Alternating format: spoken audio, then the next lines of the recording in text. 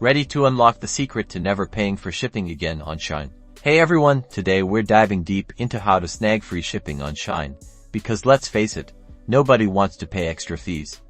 Step 1. Familiarize yourself with Shein's minimum purchase requirement for free shipping. This amount changes, so always check the banner at the top of the website or app. You'll usually find it displayed nice and clearly. Typically, you'll need to spend somewhere between $29 and $49 to qualify, but again, double-check before you start adding items to your cart. Step 2. Hunt for those glorious promo codes. Shein loves handing out free shipping codes.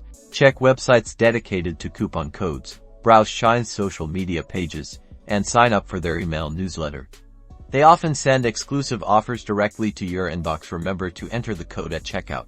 Step 3. Keep an eye out for special promotions. Shein frequently runs limited free shipping events, sometimes even without a minimum purchase.